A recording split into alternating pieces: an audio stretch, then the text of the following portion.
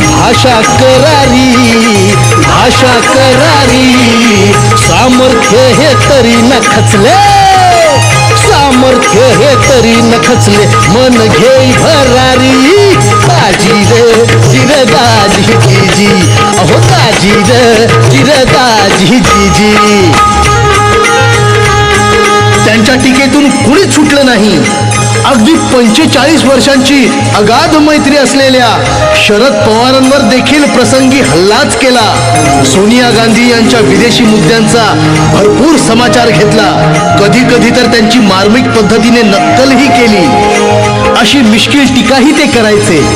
राहुल गांधींच्या विषयी देखील त्यांनी आपली परखड मते मांडली. निर्णय घेण्याचं सामर्थ्य त्यांचं काही वेगळंच होतं. आणीबाणीच्या काळात त्यांनी आणीबाणीचं समर्थन केलं होतं. प्रतिभाताई पाटील काँग्रेस पक्षात असताना देखील राष्ट्रपती पदासाठी पाठिंबा दिला होता. कारण काय तर त्या महाराष्ट्रीय आहेत एवढं त्यांना महाराष्ट्राविषयी प्रेम होतं.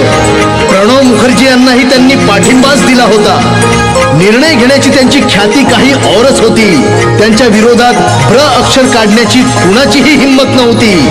कारण त्यांचं संघटन कौशल्य आणि संघटनेवर तेवढी जरब होती. बऱ्याच वेळी त्यांनी वादग्रस्त विधाने केली पण त्याचा पश्चाताप केला नाही. टाळा कायदा रद्द करू कारण त्यामुळे अनेक जण विनाकारण जेलमध्ये सडत आहेत. तसेच ॲट्रॉसिटी कायदा सुद्धा रद्द करू असेही बाळासाहेब म्हणाले होते.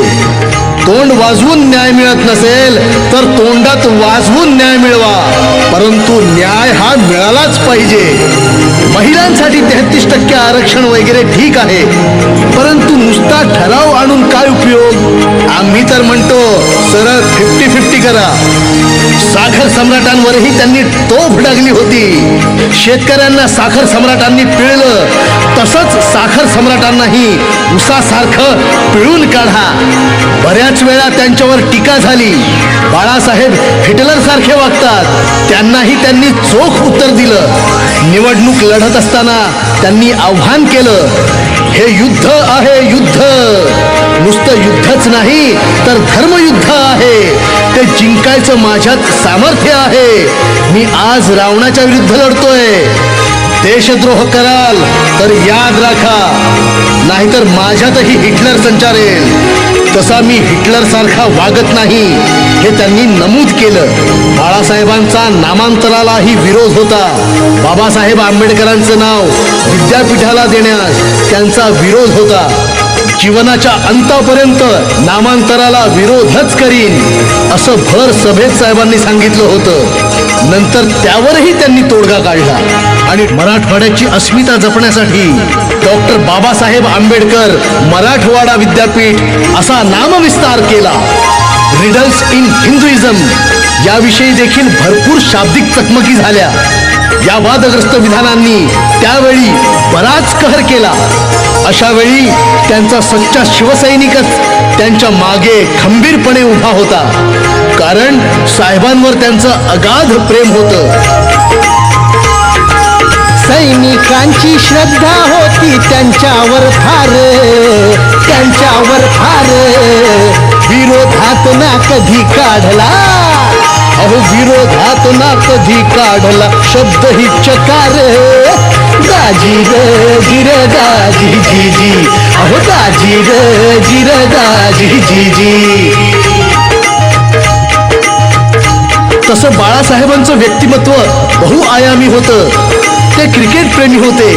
फिल्म जगताविषयी त्यांना आकर्षण होतं.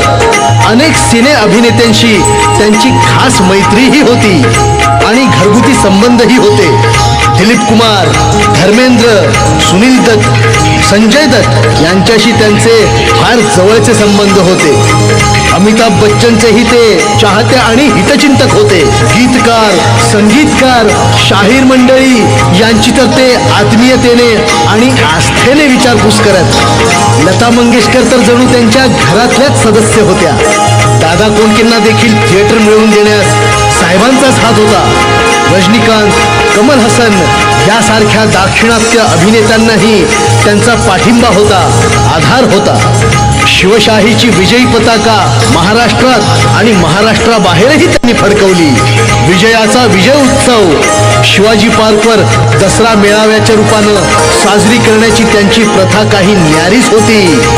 अविरत 45 वर्ष दसरा मेळावा आणि बाळासाहेब यांचं समीकरण काही औरच होतं.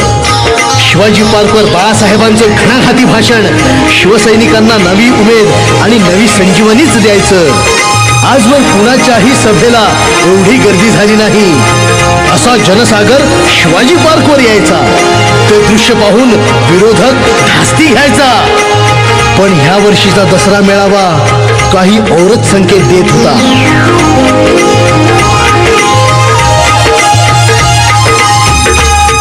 दुःखाची वार्ता पसरली, दुःखाची वार्ता पसरली. धरणी माता बघा हादरली, धरणी माता बघा हादरली. शोकाकुल सारी बघा झाली, अवनी शोकाकुल झाली, अवनी शोकाकुल झाली. बाळासाहेबांची प्रकृती त्यांना साथ देत नव्हती. बोलताना सारखी धाप लागत होती. तरीही त्यांची शिवाजी पार्कवर येण्याची आणि 4 ते 5 दशकं ज्या शिवसैनिकांनी आपल्यावर प्रेम केलं त्यांना भेटण्याची इच्छा होती. परंतु प्रकृती अस्वास्थ्यामुळे इच्छा असूनही त्यांना येता आलं नाही. तरीही चित्रफितीद्वारे त्यांनी संपर्क केलाच. 45 वर्ष झाली शिवसेना प्रमुख म्हणून राहिलोय. आणि आता माझं वय 86 वर्षाचं. आता जग पुढंच म्हणेन, आपण मला सांभाळलं, मी तुम्हाला सांभाळलं, डोळा सांभाळा, आदित्याला सांभाळा आणि महाराष्ट्राचा उत्कर्ष करून द्या अशीच नेतृत्वाने नतमस्तकून प्रार्थना करेन. इमानाला महत्व द्या, आम्हाला नाही, एवढंच म्हणेन. जय हिंद, जय महाराष्ट्र, वंदे मातरम. शिवसैनिकांना नाराज केलं नाही, पण त्यांना बोलताना जी धाप लागत होती, श्वास लागत होता, ते दृश्य समोर दिसत होतं. शिवसैनिकांच्या मनात बाल चुकचुकत होती. अनेकांच्या पापण्या पाणावल्या होत्या. सर्वांना आशा होती आणि साहेबांनाही उमेद होती की मी बरा होईन. त्यांच्या शेवटच्या शब्दांनी मात्र सर्वच शिवसैनिकांच्या मनाचा ठाव घेतला. तुम्ही मला सांभाळलं, मी तुम्हाला सांभाळलं, आता उद्धव आणि आदित्यलाही सांभाळा असं बोलताच अनेकांच्या अश्रूंचा बाण फुटला. पाणावल्या नयनांनी शिवसैनिक परतले खरे, पण काही साशंक होऊनच. साहेबांची प्रकृती ठीक नव्हती. अनेक मित्रमंडळी मोठ्या मोठ्या विभूती त्यांना भेटून जात होत्या. अचानक वाऱ्यासारखी बातमी पसरली. साहेबांची प्रकृती खूप बिघडली. मोठ्या मोठ्या व्यक्ती तसेच शिवसेनेच्या नेत्यांची धावपळ सुरू झाली. डॉक्टरी देखरेखीखाली मातोश्रीवर उपचार सुरू झाले. शिवसैनिक रात्रंदिवस न पाहता मातोश्रीवर तळ ठोकून होते. अचानक शनिवारी दिनांक 17 नोव्हेंबर 2012 दुपारी 3:33 साहेबांची प्राणज्योत मालवली. 4 वाजता डॉक्टरांनी साहेबांना दूरदर्शन वाहिनीच्या पत्रकारांसमोर मृत घोषित केलं आणि सारा देश क्षणभर स्तब्ध झाला.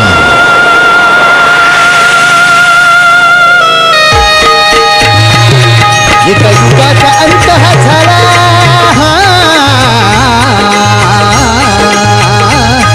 एका युगाचा अंत हा झाला. सूर्य बुडाला, सूर्य बुडाला. दिशा ह्या काळवंडून गेल्या, दिशा ह्या काळवंडून गेल्या. काळाने असा घात केला जी, काळाने असा घात केला जी.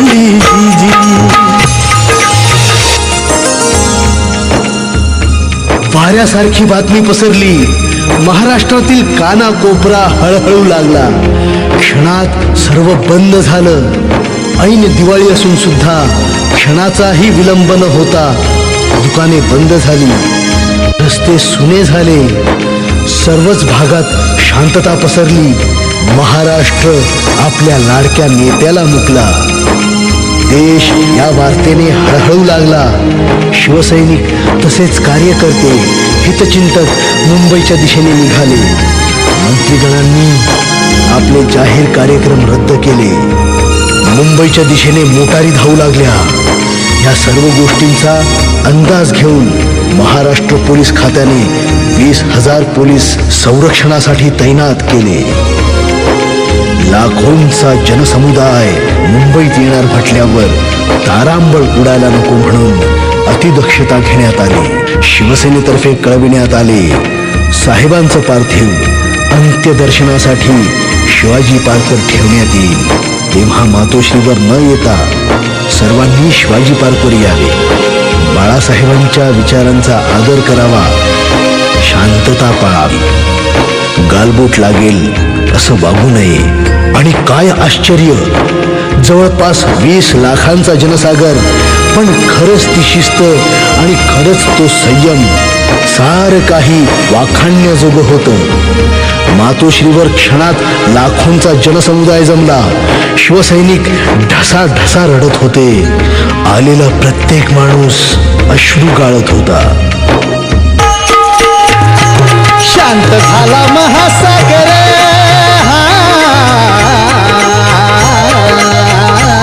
शांत झाला महासागर, ठेवलं आदर, ठेवलं आदर. सूर्य हा तेजहीन झाला, सूर्य हा तेजहीन झाला. मुजरमानाच त्यानं केला जी जी, मुजरमानाच त्यानं केला जी जी जी जी जी जी. नेत्यांची मातोश्रीवर रांग लागली होती. ज्या विजयी रथावरून साहेबांची मिरवणूक निघायची, त्याच साहेबांच्या अंत्ययात्रेची गाडी सजवण्याची वेळ आली. त्या कार्यकर्त्याला अश्रू आवरता आवरेना. मुख्यमंत्र्यांनीही घोषित केले, साहेबांवर सरकारी इतमामात अंत्यसंस्कार होणार. सकाळी 9 वाजता साहेबांना अंत्ययात्रेसाठी बाहेर आणण्यात आलं. सरकारी यंत्रणेची तारांबळ उडू लागली. साहेबांचं पार्थिव सजवलेल्या गाडीवर ठेवण्यात आलं आणि अंत्ययात्रा 9 वाजता सुरू झाली. मातोश्री ते सेना भवन अंत्ययात्रेला 8 तास लागले.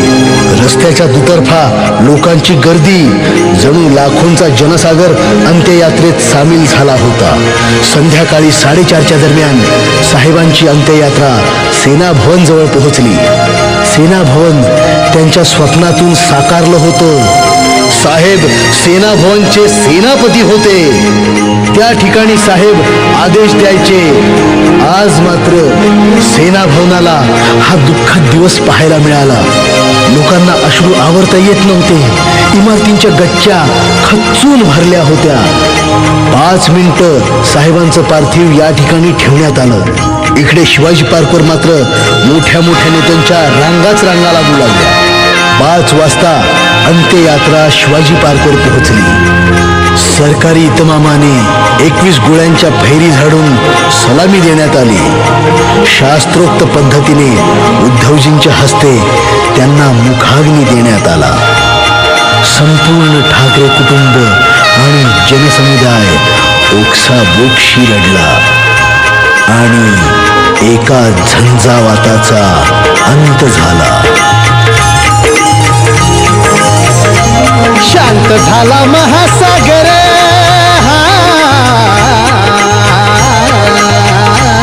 शांत झाला महासागर, ठेवलं आदर, ठेवलं आदर.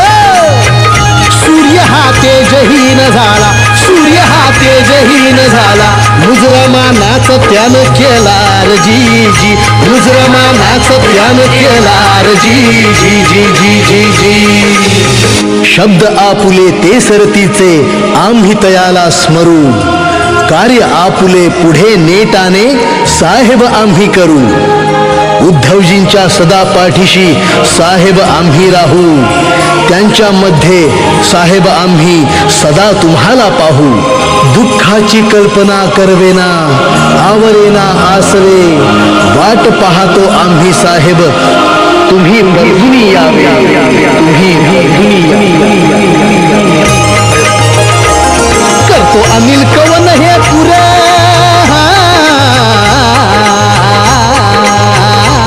करतो अनिल कवन हे पुरे. गाठ लाऊर, गाठ लाऊर.